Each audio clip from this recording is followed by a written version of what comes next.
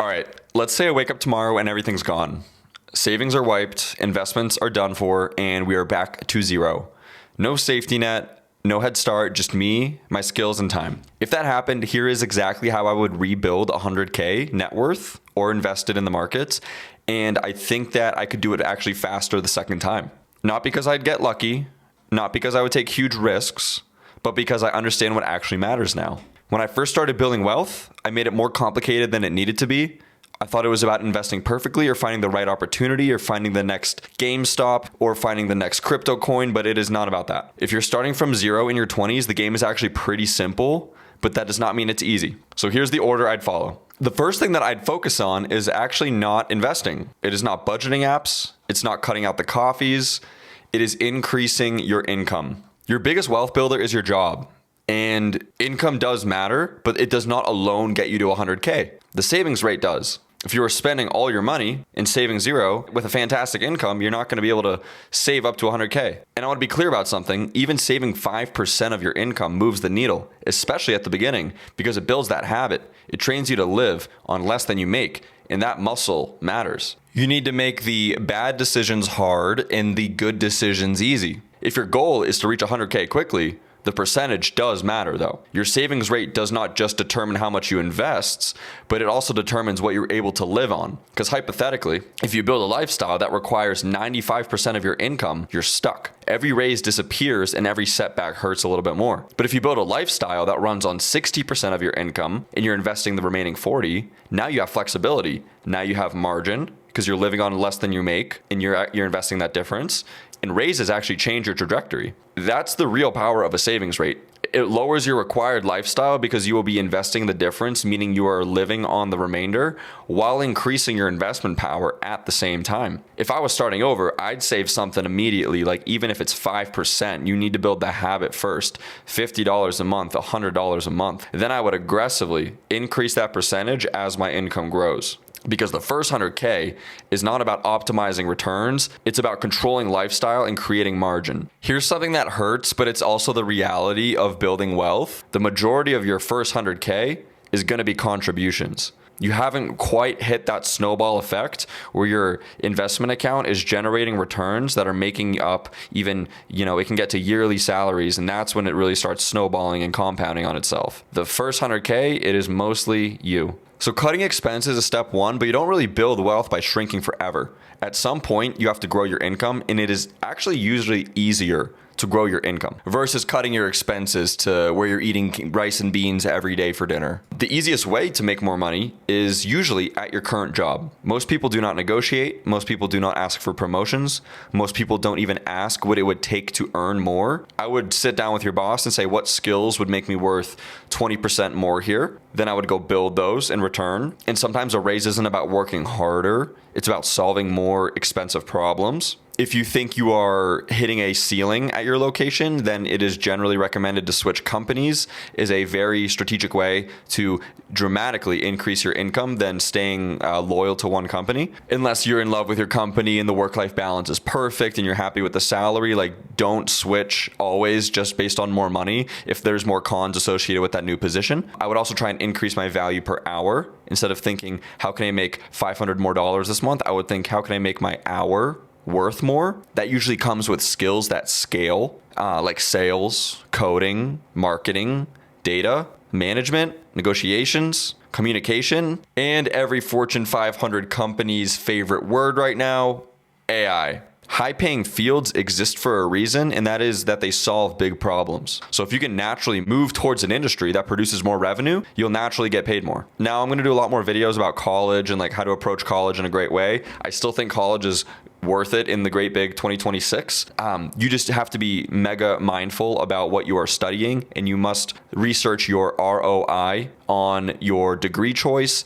And if you want to study a more traditional program that does not necessarily have the highest earning potential, you should still go and do that, but you should do it for as cheap as you can. You should stay in state. You should consider community college, and you should be working on scholarships like a full-time job. A general rule of thumb is that you do not want to graduate with more student loan debt than you're going to be making in your first year in your profession. I wish I knew these back when I was applying for college. It ended up working out for me where I graduated with $33,000 of student loan debt.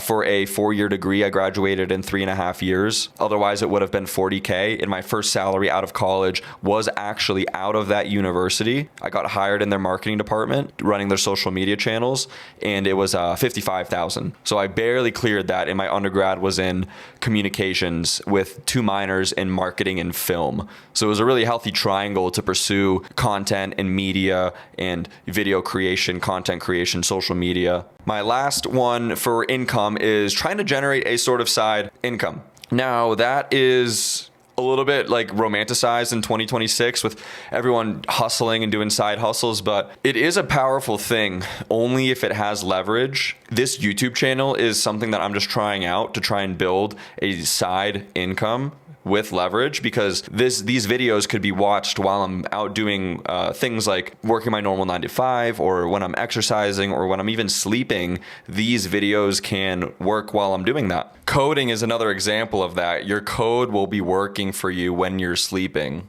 I feel like the most common side hustle is just freelancing with your skills that you get from your 9 to 5.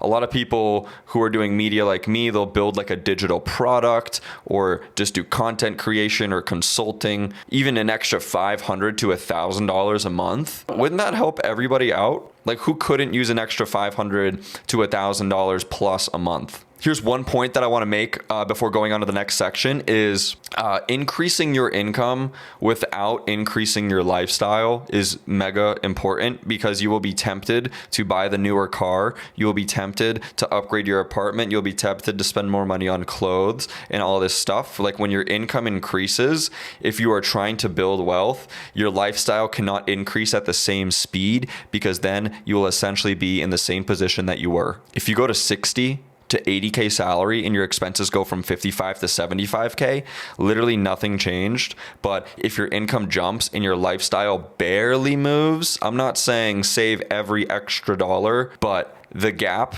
there is where the wealth is built. All right, so now you've created margin, you're saving consistently, and you're increasing your income. The next question is simple.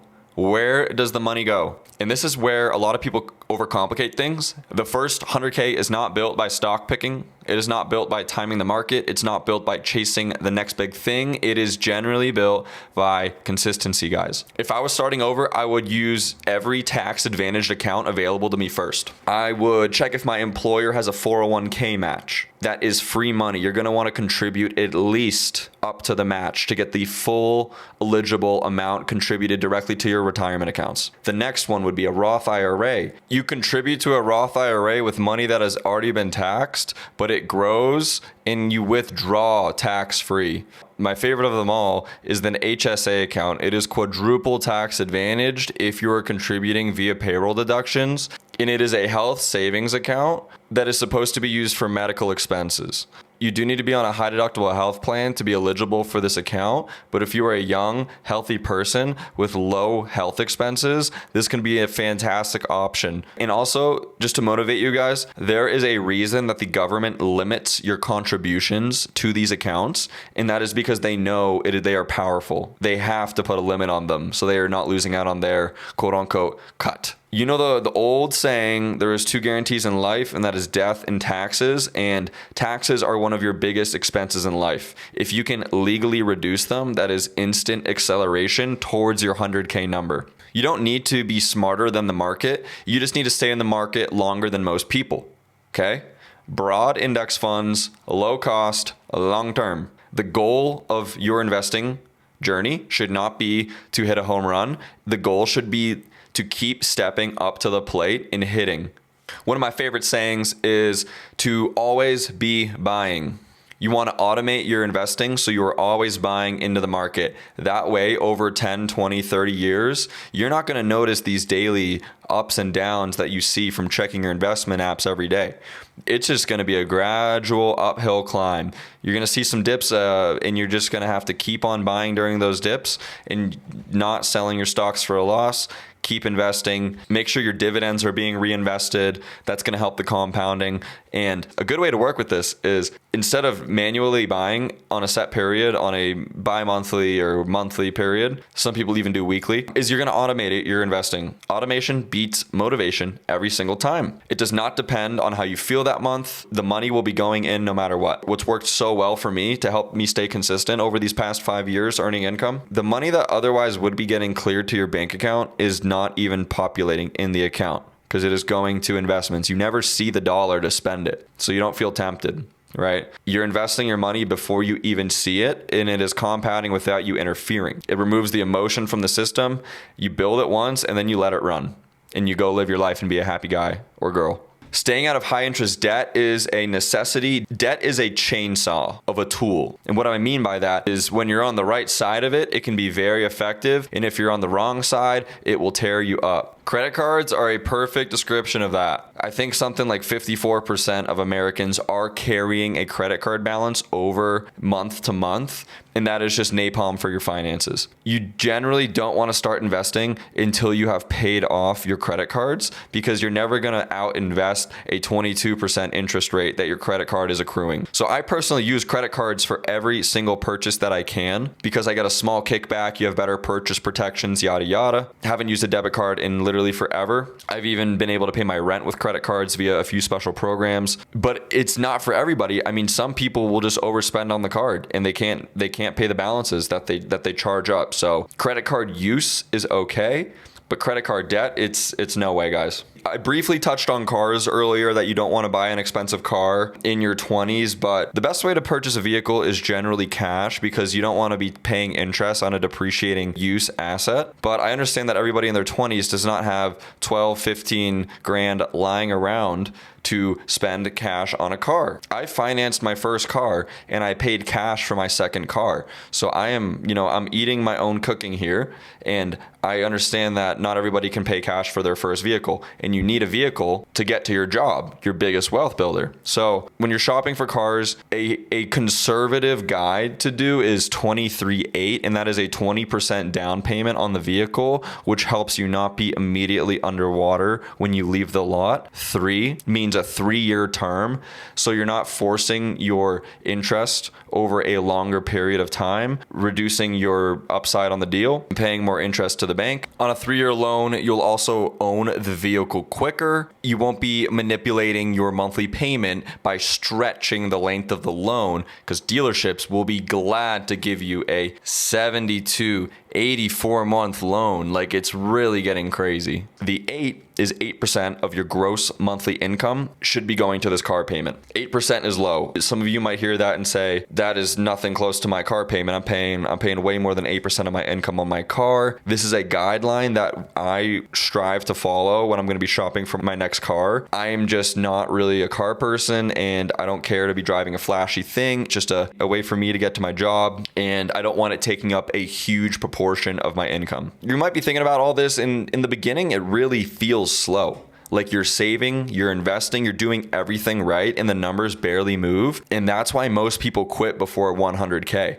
They might invest 1 year. They might say, hey, Matt, I maxed out my Roth IRA for 2026, high five, good job. And then I check with them 5 years later, and they haven't contributed another penny to the account. So the consistency is the most important part of doing this and getting to that 100K number. The first 100K isn't just a math milestone. It is a very psychological one. I think Charlie Munger said it back in the 90s that the first 100K is the hardest, and it is. But that's not because it's complicated, but because it feels slow and people give up. In the beginning, almost all of the progress is coming from you, not the market. You're saving, you're increasing your income, you're investing consistently, but the returns are small. If you have 5,000 invested and the market goes up 10%, $500. That's not life-changing money, and it feels like nothing is happening. This is where most people quit, because it feels like all of the effort is yours because the numbers are not moving. But something is happening. It is just kind of invisible, and you don't notice it in the moment. In hindsight, it's something you notice, but you're building these habits, you're building the discipline, you're building margin, and the compounding is starting even if you can't see it yet. When you hit 100K, A 10% return is not $500 anymore. It's $10,000. Now the markets start kicking in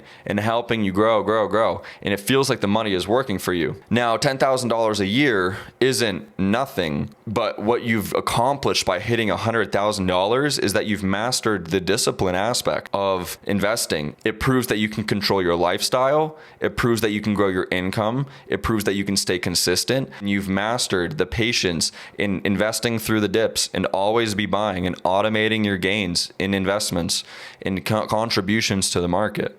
And once you do that long enough, the game just gets easier and easier. So if you're starting from zero, remember this.